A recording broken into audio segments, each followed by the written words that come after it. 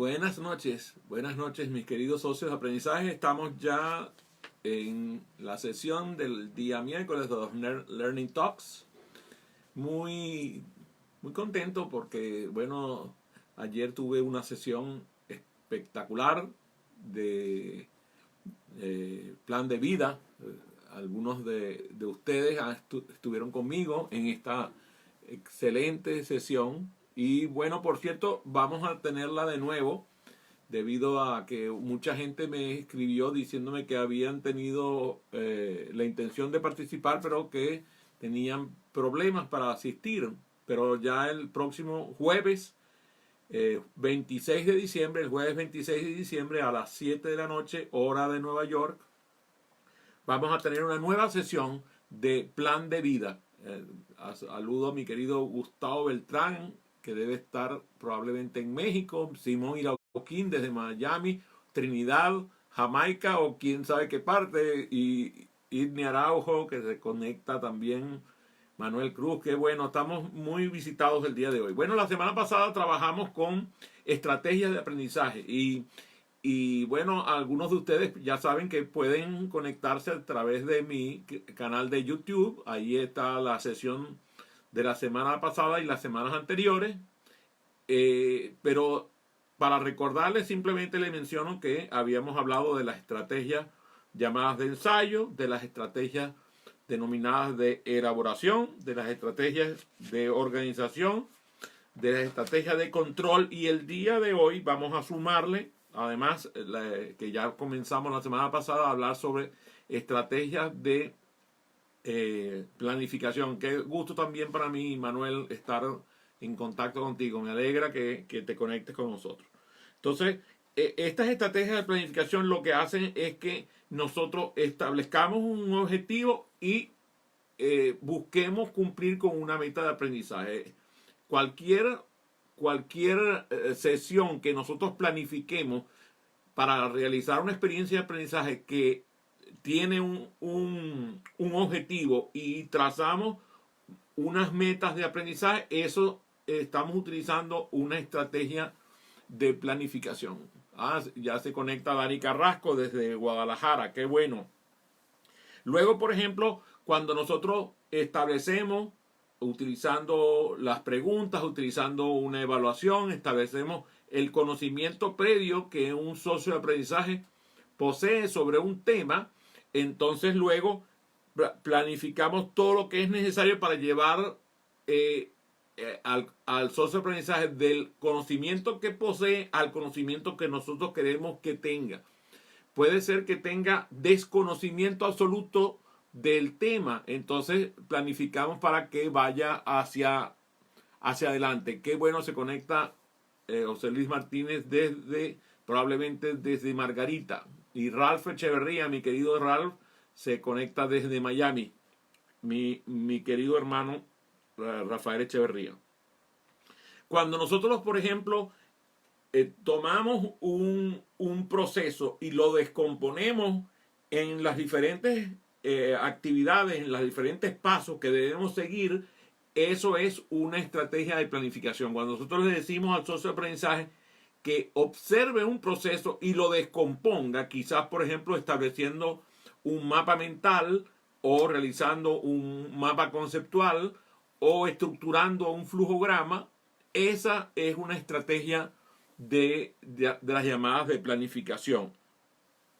Por ejemplo, cuando nosotros le pedimos al socio de aprendizaje que establezca un itinerario, un schedule, un calendario de ejecución, esa es una estrategia de planificación. Cuando nosotros le decimos, por ejemplo, a un socio de aprendizaje que desea acelerar la velocidad de su lectura, entonces le decimos, bueno, por ejemplo, tú puedes establecer que vas a leer el libro de Tony Buzan sobre lectura rápida y vas a llegar desde tu velocidad actual de lectura de 280 palabras por minuto, vas a llegar en 3 meses a 1000 palabras por minuto.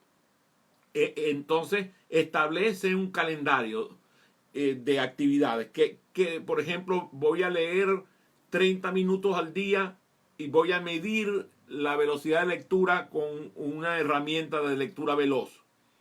Además voy a leer la comprensión lector, voy a estudiar la comprensión lectora y lo voy a hacer en tales días de la semana. O sea, no todos los días voy a medir comprensión lectora, voy a medir comprensión lectora lunes, miércoles y domingo, por ejemplo. Entonces, cuando yo calendarizo esa actividad, entonces ocurre una estrategia de planificación. Mi querida Milagros Briceño se conecta desde Virginia, aquí en los Estados Unidos. Le envío un beso para Milagros y un gran saludo para su familia. Cuando yo, por ejemplo, preveo el tiempo en el cual debe ocurrir una actividad, esa es una estrategia de planificación. Cuando yo, por ejemplo, diseño los recursos que voy a utilizar, por ejemplo, José Naranjo, que es un experto en capacitación, cuando él decide cuáles son los recursos que va a utilizar en una experiencia de aprendizaje, esa es una estrategia de planificación. Cuando, por ejemplo, él estudia estas mismas estrategias que hemos estado revisando las semanas anteriores y hoy, cuando él estudia esas estrategias, tiene el mapa de estrategias y selecciona las estrategias que va a estar utilizando, entonces esa es una estrategia de planificación. Hay diversas estrategias de planificación y nosotros lo que pedimos es que ustedes fortalezcan las estrategias que ya poseen y sigan investigando sobre el tema para acrecentar. Por ejemplo, yo aquí estoy viendo el libro de inteligencias múltiples de la Universidad de Johns Hopkins. Fíjense, interesantísimo. Ese libro presenta estrategias de educación utilizando las diferentes inteligencias. Cuando yo, por ejemplo, planifico una experiencia de aprendizaje, voy a ese libro y digo, voy a utilizar esta estrategia que pertenece a la inteligencia verbal lingüística, esta que pertenece a la inteligencia interpersonal, esta que pertenece a la inteligencia naturalista.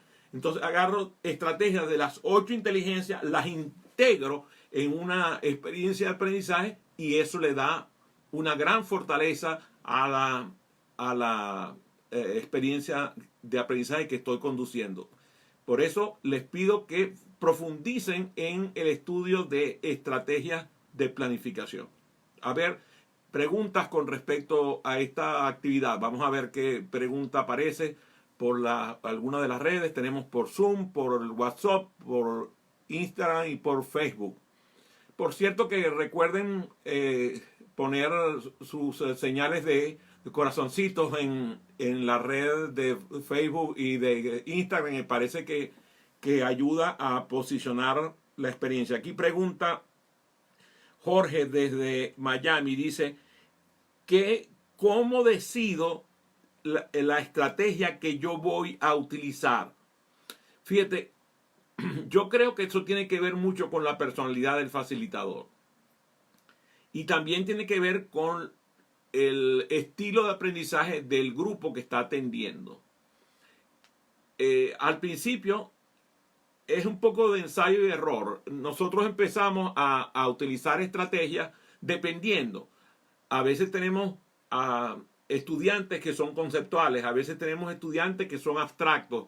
O sea, dependiendo del estilo de aprendizaje, de los socioaprendizajes, nosotros vamos haciendo una especie de mix, una mezcla de estrategias.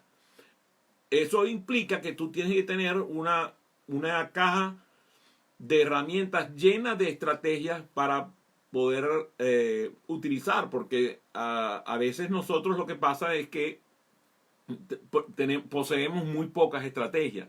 Mi recomendación es que abunden en conocer más estrategias. Gracias, Jorge, por la pregunta. Ahora vamos a hablar de lo que se llaman estrategias de regulación, dirección y supervisión. Estrategias de regulación, dirección y supervisión. ¿Qué es esto? ¿Qué significa esto?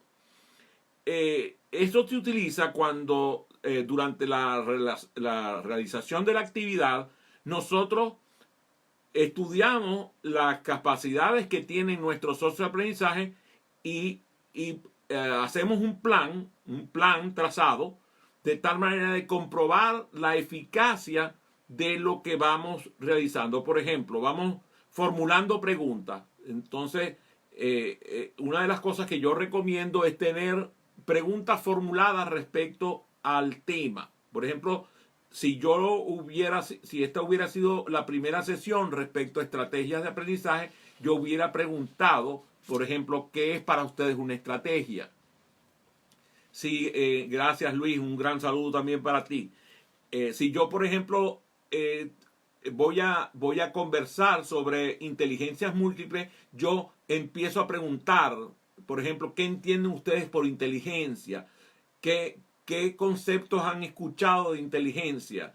Cuando hablamos del modelo, ¿cuáles modelos de inteligencias múltiples ustedes conocen? Entonces ustedes pueden decirme, bueno, yo conozco el modelo de Tony Buzan de inteligencias múltiples. Yo conozco el modelo de Elaine de Beauport de inteligencias múltiples. Yo conozco el modelo de Gartner de inteligencias múltiples. Entonces, de esa manera se enriquece la experiencia porque cada uno va aportando. Supónganse que ustedes no tuvieran ningún conocimiento de modelos de inteligencias múltiples. Entonces, ¿qué ocurriría?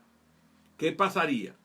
Que entonces nosotros empezamos a hacer nuevas preguntas para hacer un plan. Cuando yo trazo el plan para investigar un poco, por ejemplo, yo les digo, mira, aquí yo traje esta bibliografía, a ver, este grupo maneja este libro, este grupo maneja este otro libro, este grupo maneja este otro libro, y entonces de esa manera asigno 3 de los modelos de inteligencias múltiples para que cada grupo investigue en la misma experiencia de aprendizaje cuál es el modelo de inteligencia que proponen los autores. Por cierto, mi primo Fernando Cotén se conecta desde la hermosa ciudad de Orlando, en Florida. Gracias, Fernando, por estar presente. Entonces, cuando yo hago eso, por ejemplo, lo que ocurre es que con las llamadas estas fraudulentas, pues interrumpen la sesión. Qué lástima. Discúlpeme la interrupción, por favor, completamente ajeno a mi interés. Sigamos con las estrategias de regulación. Cuando yo, por ejemplo, digo que la experiencia de aprendizaje tengo 4 horas y que voy a utilizar los primeros 20 minutos en esta actividad, que además voy a hacer un alto en el camino, según lo regulado, cada hora y media. Entonces empiezo a ajustar los tiempos y a medir los esfuerzos que requiere cada tema. Entonces eso es una estrategia de las llamadas de regulación. Se conecta Olivia desde Canadá, qué bueno. Gracias por estar presente, Olivia. Y también mi querida mi querida Carla desde aquí, desde la ciudad de Gatesburg. Cuando, por ejemplo, yo estudio las estrategias que tengo y empiezo por ejemplo, a evaluar una determinada estrategia que estoy utilizando y empiezo a modificarla, a buscar una alternativa a la estrategia que estaba utilizando, si yo me estoy dando cuenta que la estrategia no está siendo eficaz, entonces yo empiezo a modificar. Tengo la flexibilidad necesaria para realizar los cambios que requiere el momento. Esa es una estrategia de las que nosotros llamamos de regulación o de dirección. Qué bueno que les está gustando. A ver, háganme señales muy bueno, ya están marcando que les gusta esta actividad. Gracias, Edgar Ameliash desde Panamá.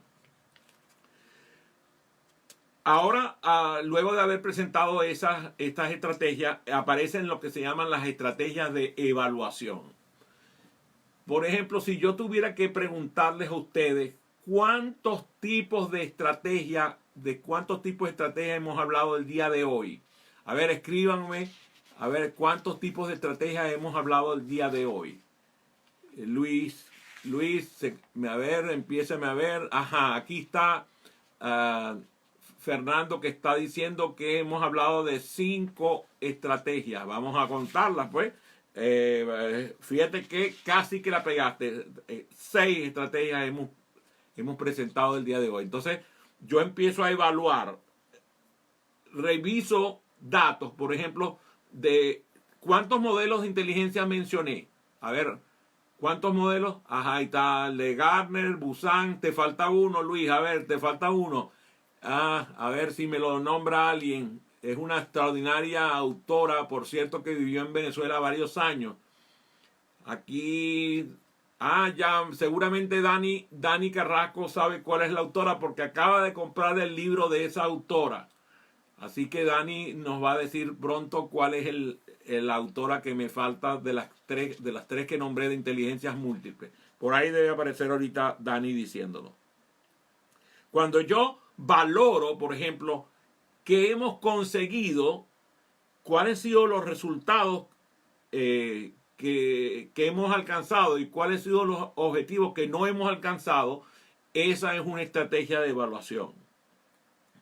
Por ejemplo, si yo valoro la calidad con la cual hemos desarrollado un conocimiento o una habilidad o una actitud o un valor, esa es una estrategia de evaluación. Cuando concluyo un proceso y, por ejemplo, hago un examen escrito, esa también es una estrategia de evaluación. Fíjense, es más común. Ustedes muchos lo han vivido durante su educación formal, pero siempre hay maneras de crear modelos de evaluación escrita que sean originales, innovativos. A ver si alguien me dice un modelo de evaluación que ha vivido de evaluación escrita, pero que sea nuevo, que sea motivador, que esté enfocado en aprender y no en castigar. A ver, ¿hay alguien que me hable? Ajá, vamos a ver.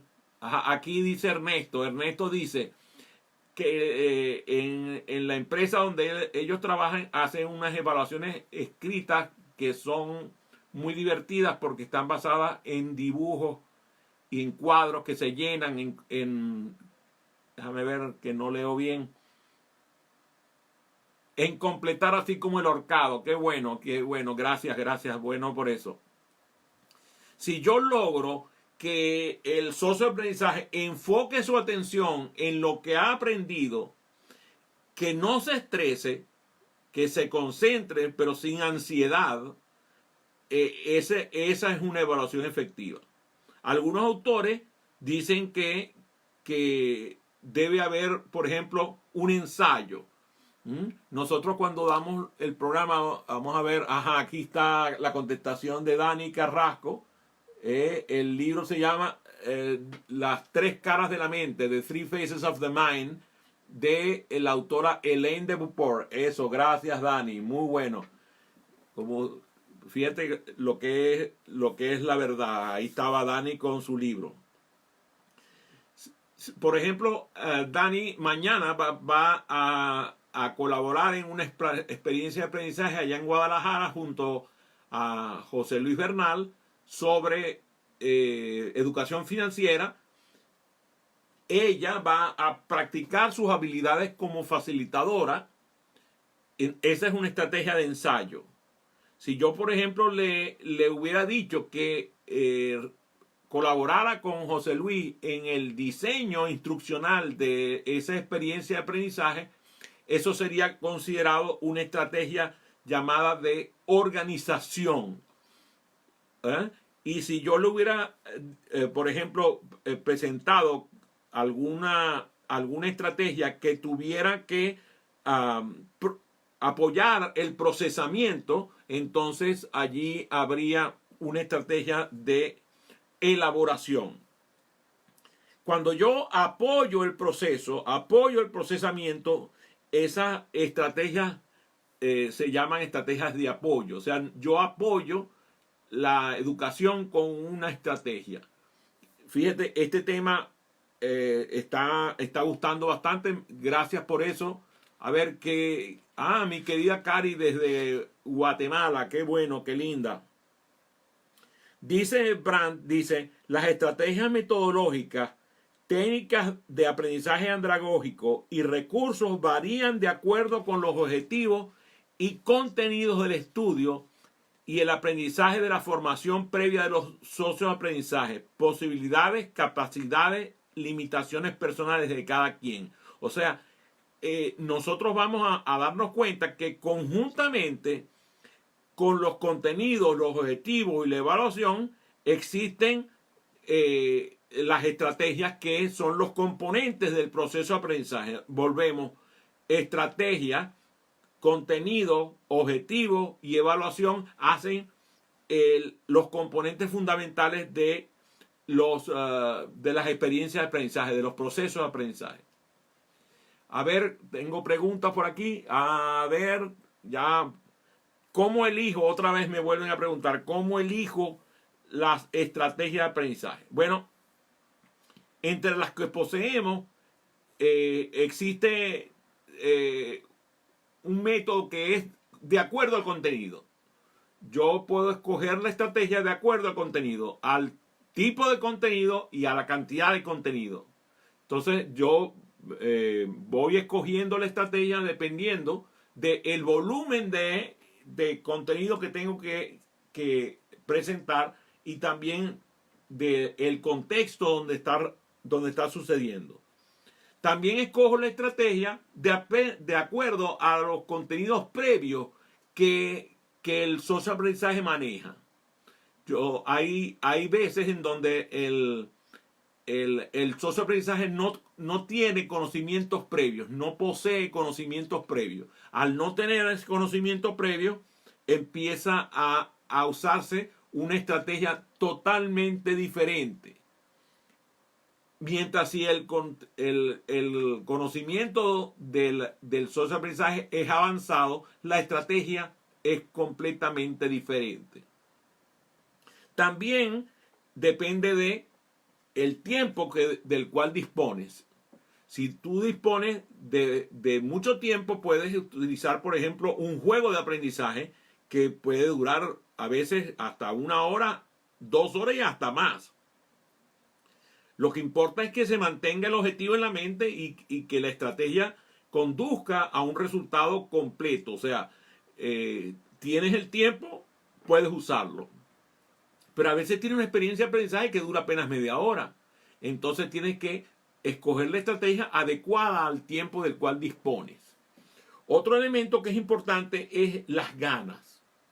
A veces nos pasa que nos llegan socios de aprendizaje que no desean estar ahí, que vinieron porque alguien los mandó, porque alguien los obligó, porque el sistema los forzó. Entonces tenemos que ganarnos al socio de aprendizaje entonces ahí hay una estrategia para ganarse al socio de aprendizaje, para lograr que el socio de aprendizaje desee continuar ahí. O sea, ya vino obligado, pero que no permanezca por obligación, que permanezca por interés. Entonces allí empezamos a utilizar estrategias de acuerdo al tipo de socio de aprendizaje. También ocurre la motivación. A veces nos llegan socios de aprendizaje, por ejemplo, ahí está mi amigo Luis Guayquirián que se conecta desde Panamá. Yo recuerdo cuando me tocó trabajar con Luis que él tenía unas ganas enormes de aprender, que a él no hubo que venderle, él compró el programa de formación de facilitadores y para él y para su gente. Él deseaba formarse como facilitador y deseaba que su gente se formara como facilitador. Entonces, el diseño de las estrategias estuvieron basados en aprovechar esa motivación que ya traía él y que ya traían sus socios de aprendizaje. La mayoría de ellos estaban ahí porque deseaban estar ahí, porque sentían que necesitaban las herramientas como facilitadores. Y gracias Luis Guayquirián, porque bueno, con ese trabajo maravilloso que hicimos con él en la empresa petrolera, donde él tenía la responsabilidad de educación, pues allí nosotros le dimos un apoyo y estuvimos muchos años trabajando juntos formando facilitadores en toda Venezuela. Entonces, la motivación es también un elemento a considerar para la escogencia de esa estrategia de aprendizaje. También a veces ocurre que tenemos estrategias de aprendizaje que dependen de la evaluación que vamos a realizar. Si nosotros sabemos que se va a medir el desempeño en sitio, que se va a medir el desempeño de la persona durante su labor de trabajo, entonces las estrategias que tenemos que utilizar están conducidas hacia ello. A veces nosotros no vamos a poder evaluar cómo va a ser el cambio de conducta en el trabajo, cómo va a ser el cambio de conducta en el día a día de ese socio de aprendizaje. Entonces, las estrategias que vamos a utilizar deben garantizar que el cambio de conducta ocurra. Si el aprendizaje no produjo cambio en la conducta observable, el aprendizaje no fue efectivo. Pero a veces la evaluación que nosotros tenemos acceso no tiene posibilidad de medir el cambio de conducta en el día a día del socio de aprendizaje. ¿Cómo vamos a hacer para garantizar que el aprendizaje ocurrió si no tenemos acceso a evaluar al socio de aprendizaje en el trabajo? Entonces, en ese caso, tenemos que hacer todo lo que sea necesario antes de dejarlo ir de nuestra experiencia de aprendizaje. No estamos hablando de enjuiciar al socio de aprendizaje, estamos hablando de evaluar. Y a veces los facilitadores confunden el evaluar con el enjuiciar. Nosotros lo que queremos es fomentar la comprensión de lo aprendido, la adquisición de los nuevos conocimientos y la capacidad de aplicar los nuevos conocimientos en el trabajo. A ver, tengo preguntas. Me están anotando que tengo una pregunta. Déjame ver. A ver, ¿qué me dice? Dice aquí. Cuando el entorno no favorece la evaluación, ¿qué hago? Bueno, a veces ocurre que hoy hablaba precisamente con una persona al respecto. En algunos países de Latinoamérica el seguimiento es imposible por la ausencia de disciplina. Entonces, claro, al no haber seguimiento, no hay la posibilidad de medir si el aprendizaje ocurrió. Y claro, en ese caso nosotros tenemos que ceder ante lo que es la realidad. O sea, es un hecho que la gente no responde. Por ejemplo, yo acabo de participar en una experiencia de aprendizaje en México. En la primera evaluación, la respuesta fue del 60% de la audiencia. En la segunda evaluación fue del 30% de la audiencia. Y en la tercera evaluación fue del 15% de la audiencia.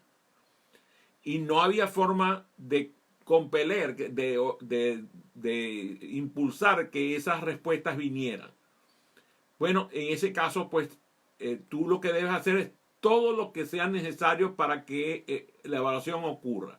Si ya después de tú hacer todo lo necesario no ocurrió, recuerda, el aprendizaje es responsabilidad de cada quien. La responsabilidad última es hacer todo lo que era necesario para que el aprendizaje ocurriera. Y tú, si sientes que hiciste todo lo necesario, bueno, no te queda otro remedio que ceder ante la decisión personal, porque la gente escoge qué aprender y cómo aprenderlo.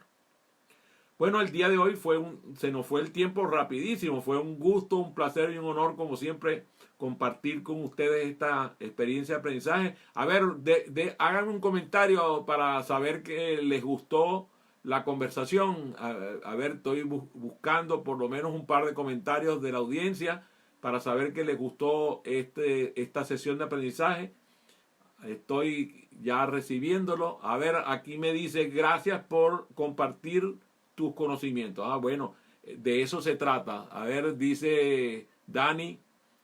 Me das gracias. Gracias, Dani, también a ustedes. Bueno, ya saben, recomienden mi canal de YouTube, Adrián Cotín, youtube.com, Adrián Cotín, y nos vemos el próximo miércoles. Creo que el próximo miércoles va a ser feriado, así que probablemente nos vayamos a otra fecha que no sea feriada. Si, de todas maneras, si el próximo miércoles no es feriado, aquí nos vemos, ¿ok? Nos vemos de todas maneras en el espejo.